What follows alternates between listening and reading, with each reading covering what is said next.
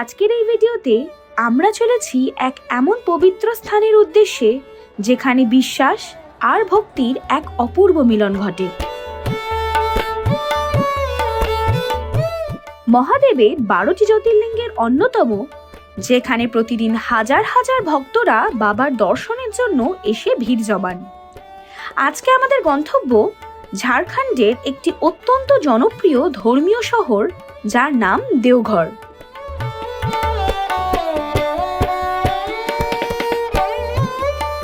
আজকের ভিডিওতে আমরা দেখাবো দেওঘরে মন্দিরের কাছে থাকার একটা সুন্দর হোটেল, আর দেখাবো বৈদ্যনাথ ধামের সাথে আর কোন কোন দর্শনীয় স্থান আপনারা ঘুরে দেখতে পারবেন। তাহলে আসুন শুরু করা যাক দেওঘর ভ্রমণের গল্প।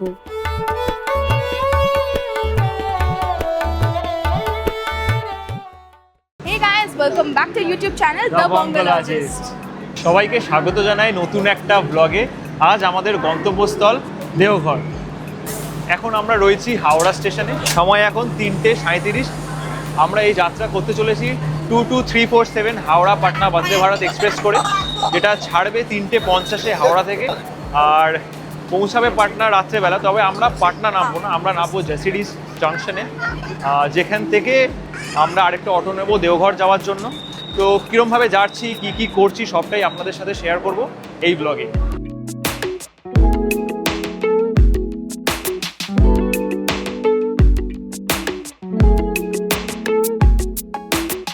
সময় এখন 3:50।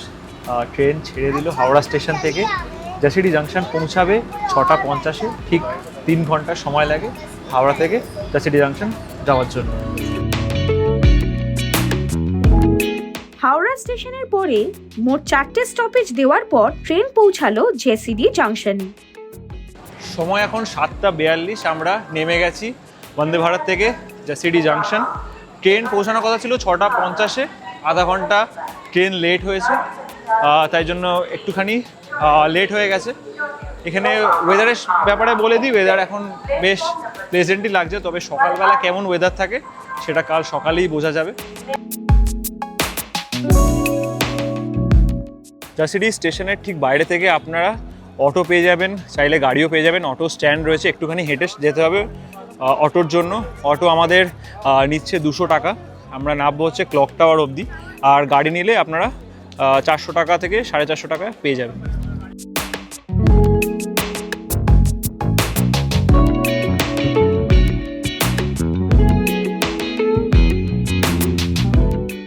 অটো করে আসলে আপনাদেরকে এখানে নামিয়ে দেবে। এটা হচ্ছে টাওয়ার চক, আর এই সামনেটা হচ্ছে ক্লক টাওয়ার। এর আশেপাশে অনেক হোটেল রয়েছে, খাওয়ার জায়গা রয়েছে। আমরা ফাইনালি পৌঁছে গেছি আমাদের হোটেলে, আর যেই হোটেলে আজকে আমরা থাকতে চলেছি সেটার নাম হচ্ছে দ্য বৈষ্ণবী। এই হচ্ছে হোটেলটা। এই রাস্তা দিয়ে সোজা চলে আসতে হবে, ক্লক টাওয়ারের খুবই কাছে এই হোটেলটা, আর মন্দিরেরও খুবই কাছে। ঢুকে এই হচ্ছে হোটেলের লবি এরিয়া, আর বাঁদিকে রয়েছে রিসেপশন। এই লবি এরিয়াটা কিন্তু বেশ বড় আর ওয়েল ডেকোরেটেড। এদিকে সোফা রয়েছে, আপনারা এখানে বসে ওয়েট করতে পারেন। এই জায়গাটা পুরোটাই লবি এরিয়া। দেখতে কিন্তু বেশ লাক্সারিয়াস আর বেশ সুন্দর।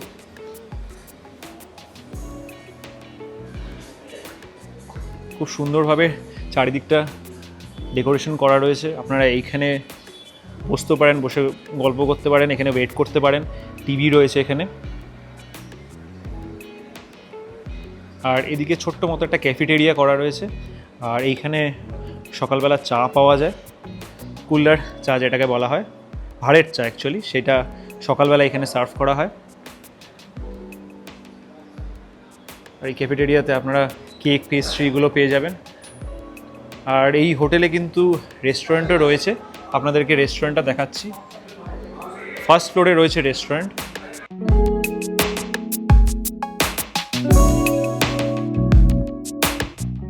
হোটেলে লিফটের ব্যবস্থা রয়েছে, তাই কোনোই অসুবিধা নেই। এখানে টোটাল মোটামুটি 5টা ফ্লোর রয়েছে, তাই লিফটের অ্যাক্সেস রয়েছে এখানে, তাই সিনিয়র সিটিজেন আসলে কোনো অসুবিধা হবে না আপনাদের। লিফট থেকে বেরিয়ে হোটেলের ফার্স্ট ফ্লোরে রয়েছে লাউঞ্জ বার, মানে লাউঞ্জ অ্যাক্সেস রয়েছে। আর একটু সামনে চলে এলেই হচ্ছে মাল্টি কিউজিন রেস্টুরেন্ট। এখানে মোটামুটি যে খাবারগুলো রয়েছে সেগুলোর দাম দেওয়া রয়েছে টেস্ট অফ বেঙ্গল। আপনারা বাকি আইটেমও এখানে পেয়ে যাবেন, তবে এখানে স্পেশালি বাঙালি যেই খাবারগুলো আছে সেগুলো এখানে পেয়ে যাবেন। আর বাঙালিরা তো জানেনই, যেখানেই যায় বাঙালি খাবারটা তাদের অবশ্যই লাগে, তাই এই রেস্টুরেন্টে আপনারা বাঙালি খাবারও পেয়ে যাবেন। প্রাইসগুলো ডিসেন্ট আমার যেটা মনে হয়। আর একবার দেখি রেস্টুরেন্টটা কীরকম। এই হচ্ছে হোটেলের রেস্টুরেন্ট এরিয়া, বেশ ভালোই সিটিং ক্যাপাসিটি রয়েছে। এর ভিতরেও বসার জায়গা রয়েছে আর এইখানেও বসার জায়গা রয়েছে। আপনারা চাইলে এখান থেকে অর্ডার করে ডিনার, লাঞ্চ, ব্রেকফাস্ট সবটাই করে নিতে পারেন। আর এখানে কমপ্লিমেন্টারি ব্রেকফাস্টেরও ব্যবস্থা রয়েছে। আপনারা যখন রুম বুক করবেন আপনারা উইথ ব্রেকফাস্ট বা উইদাউট ব্রেকফাস্ট বুক করতে পারেন। তাহলে আসুন রুমটার ভেতরটা একটু দেখে নিই। আচ্ছা, রুমের ভেতরে ঢুকে প্রথমে একটা বেশ বড় আয়না, অনেকটাই বড়, রয়েছে একটা বড় বেড, এদিকে বেডসাইড টেবিল, এদিকে লাগেজ রাখার জায়গা, রয়েছে একটা বেশ বড় কাবার্ড, রয়েছে টিভি, এসি, এদিকে একটা সিটিং এরিয়া, এখানে চা, কফি, জল সবের ব্যবস্থা রয়েছে, আর এখানে একটা বসার এরিয়া। আর কাবার্ডের ভেতরটা বেশ স্পেশিয়াস। আর এদিকে দেখতে পাচ্ছি একটা লকারও রয়েছে।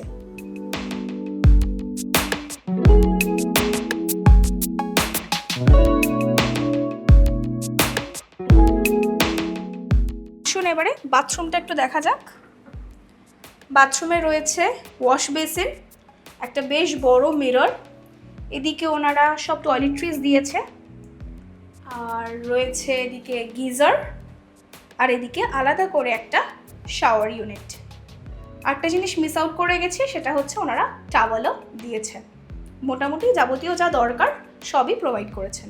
আর প্রত্যেকটা রুমে আলাদা করে ওয়াইফাই ফ্যাসিলিটি রয়েছে, তাই আপনারা ওয়াইফাইও অ্যাক্সেস করতে পারবেন।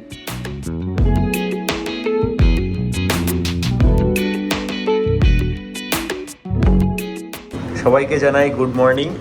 সময় এখন 5টা। আমরা রেডি হয়ে গেছি বৈদ্যনাথ ধাম যাওয়ার জন্য। সকাল সকাল যাচ্ছি একটাই কারণ, যাতে খালি থাকে। দেখা যাক ফাঁকা পাই কিনা। বাবা দর্শন করার জন্য খুবই এক্সাইটেড। আমরা টোটো করে যাচ্ছি, সেটা ডিটেইলসটা এখান থেকে খুবই কাছে, তবু আমরা টোটো নিয়ে নিয়েছি। বাকি সব ডিটেলস আপনাদের সাথে শেয়ার করছি। এখনও বাইরে সম্ভবত আলো হয়নি, গিয়ে দেখা যাক।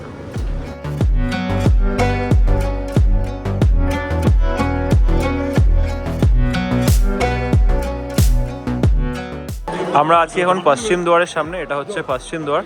আর এখানে জুতো রাখার জায়গা রয়েছে, এখানে আপনারা জুতো রাখতে পারেন। তাছাড়াও এখানে পেড়ার দোকান আছে, আপনারা কিন্তু এখানেও জুতো রেখে তারপরে ভিতরে যেতে পারেন।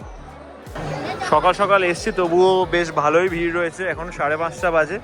মন্দির পুজো দেওয়ার টাইমিং হচ্ছে সকাল 6টা থেকে। আর এখনই অলরেডি ভিড়টা দেখুন। আপনারা পুজোর সামগ্রী এই ভিতর থেকেও নিতে পারেন, তাছাড়া বাইরেও দোকান ছিল, আপনারা ওখান থেকেও চাইলে নিয়ে নিতে পারেন।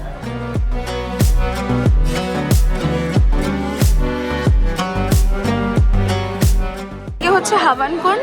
আর এখানে আমাদের যিনি পুজো দেওয়াতে নিয়ে যাবেন, আমাদের যে পণ্ডিত মশাই রয়েছে, সে এখানে আমাদের দাঁড়াতে বলেছিল, তিনি চলে এসছেন। আমাদের এখানে ভিআইপি এন্ট্রির ব্যবস্থা করা হচ্ছে। পুরো ডিটেলস আমরা শেয়ার করব, ওনার নাম্বার ডেসক্রিপশন বক্সেও দিয়ে দেবো, যাতে আপনারা কন্ট্যাক্ট করে নিতে পারেন। আর যাবতীয় ডিটেলস আমরা দিয়ে দেবো। এই যে আমরা এখান থেকে এন্ট্রি করবো এরপরে।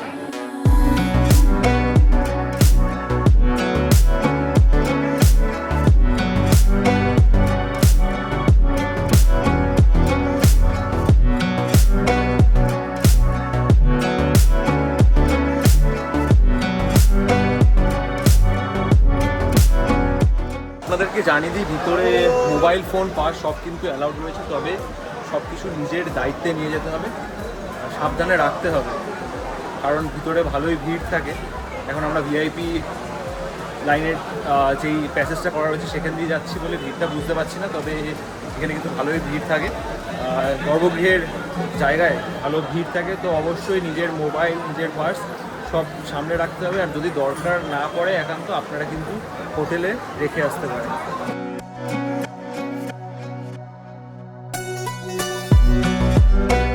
এই জায়গায় এসে ভিআইপি লাইন আর জেনারেল লাইন একসাথে মার্চ করে যায়, এখান থেকে ভিড়টা একটুখানি বেড়ে যায়।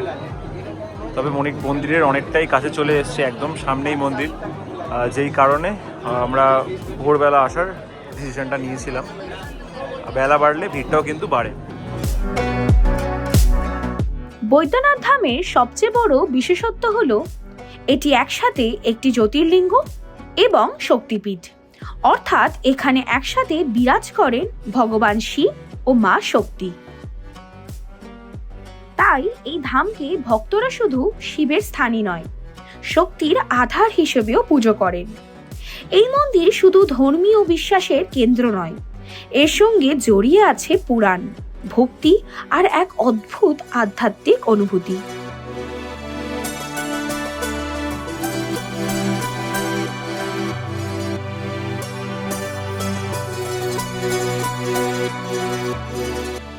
আমাদের দর্শন হয়ে গেছে। খুশি? আমরা গেছিলাম বন্ধুদের সাথে, আমরা শেয়ার করে দেবো ডিসক্রিপশনে, তাদের সাথে যেতে পারেন, ওনারা একদম সেফ রেখেছে আমাদেরকে। সব ডিটেলস আমরা দিয়ে দেবো। এখানে প্রচণ্ড ভিড়, আর এতক্ষণ দর্শন হয়েছে আর জাস্ট ভিড়টা দেখুন আশেপাশে।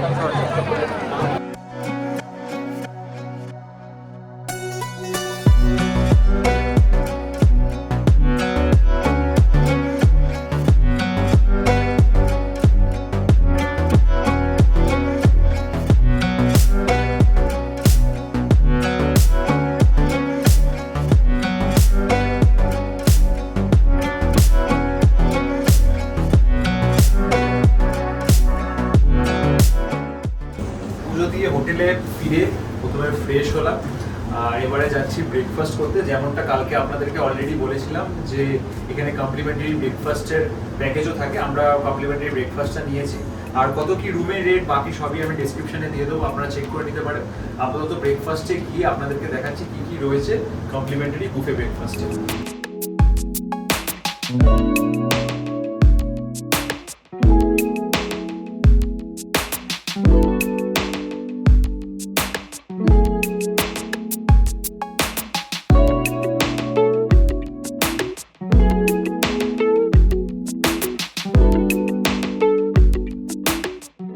এর আগে আমরা আপনাদের সুপার ডিলাক্স ক্যাটাগরি রুমটা দেখালাম। এটা হচ্ছে ডিলাক্স ক্যাটাগরি রুম। সুপার ডিলাক্সের থেকে একটু ছোট, বাট তাও যথেষ্ট স্পেশিয়াস। রয়েছে একটা বেড, সাইডে বেড সাইড টেবিল, এদিকে চা কফি ইলেকট্রিক কেটেলের ব্যবস্থা, রয়েছে টিভি, এসি, এদিকে একটা ভিউ রয়েছে, আর এইদিকে রয়েছে একটা বেশ বড় কাবার্ড, মিরর। আর আসুন একটুকুনি বাথরুমটাও দেখা যাক। বাথরুমটা মোরলেস সিমিলার, বেশ বড় বাথরুম, রয়েছে বেশ বড় একটা মিরর, ওয়াশ বেসিন, টয়লেট্রিজ, এদিকে টাওয়েল, এদিকে রয়েছে গিজার আর আলাদা করে একটা শাওয়ার ইউনিট।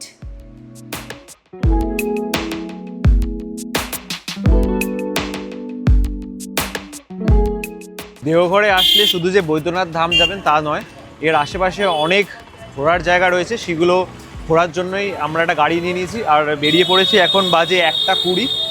কোথায় কোথায় যাচ্ছি সেটা অবশ্যই দেখাবো। এটা হচ্ছে আমাদের গাড়ি, গাড়ির কন্ট্যাক্ট ডিটেলস সবই শেয়ার করে দেবো আপনাদের সাথে ভিডিওতে।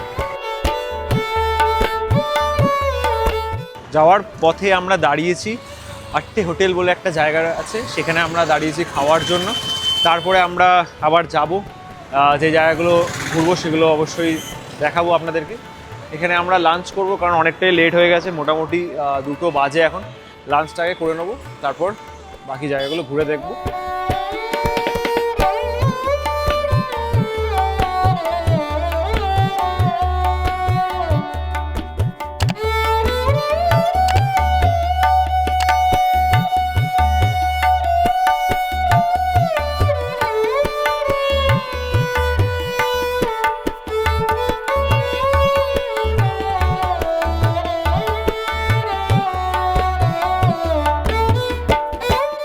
মোটামুটি 1.5 ঘন্টা রাস্তা জার্নি করার পর আমরা পৌঁছে গেছি বাসুকিনাথ ধামে। দেওঘর থেকে ডিস্টেন্স মোটামুটি 55 থেকে 60 কিলোমিটার, আসতে সময় লাগে 1.5 থেকে 2 ঘন্টা। রাস্তাটা বেশ ভালো, তবে এখানে 4 লেন হাইওয়ের যেহেতু কাজ চলছে তাই একটা গ্রামের রাস্তা দিয়ে আমরা আসলাম। তবে মোটামুটি ওটা পরের বছরের মধ্যে আশা করি তৈরি হয়ে যাবে। এখন আমরা বাসুকীনাথ ধামে বাসুকীনাথ দর্শন করতে যাব।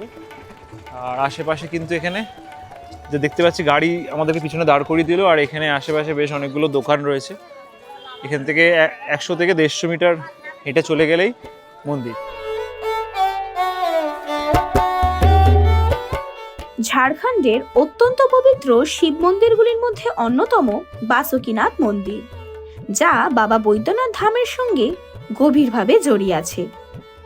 ভক্তদের বিশ্বাস, বাবা বৈদ্যনাথ ধামের দর্শন সম্পূর্ণ হয় না যতক্ষণ না বাসুকীনাথ মন্দিরে গিয়ে মহাদেবের দর্শন করা হয়।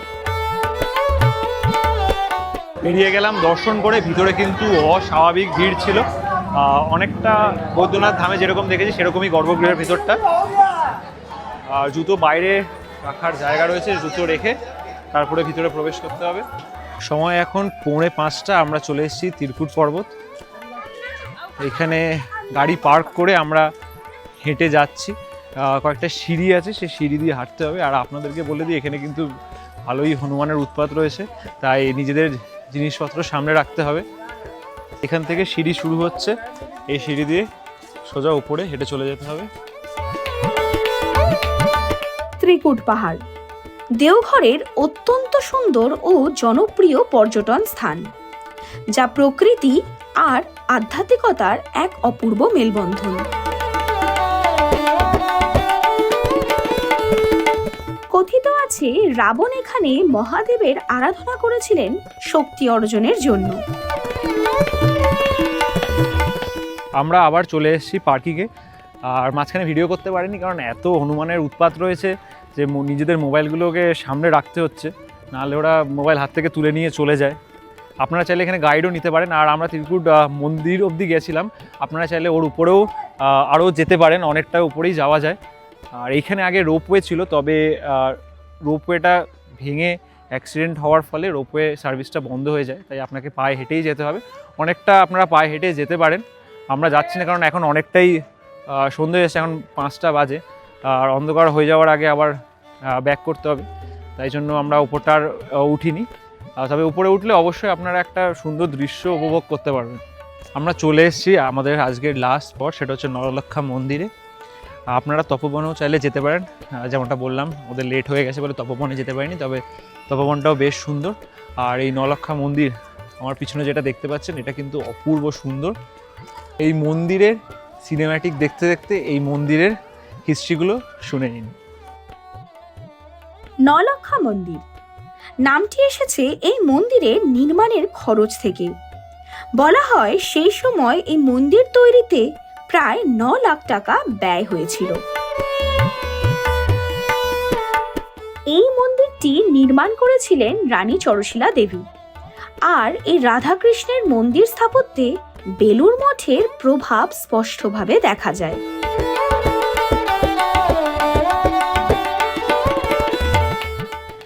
যেই সব জায়গাগুলো আপনাদেরকে দেখালাম, প্লাস যেগুলো দেখাতে পারিনি, সেই সবগুলো আমি ডেসক্রিপশানে লিখে দেবো কোন কোন জায়গা আপনারা ঘুরে দেখতে পারেন।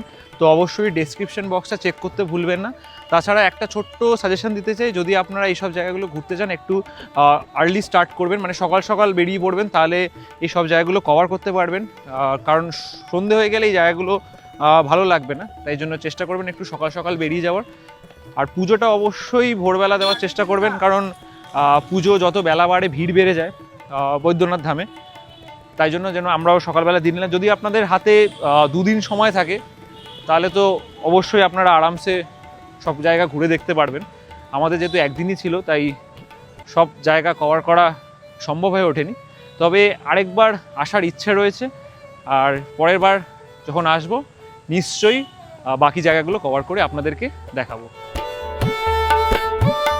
আপনাদের যদি এই ভিডিওটা ইনফরমেটিভ আর ভালো লেগে থাকে, তাহলে অবশ্যই লাইক, কমেন্ট আর শেয়ার করবেন।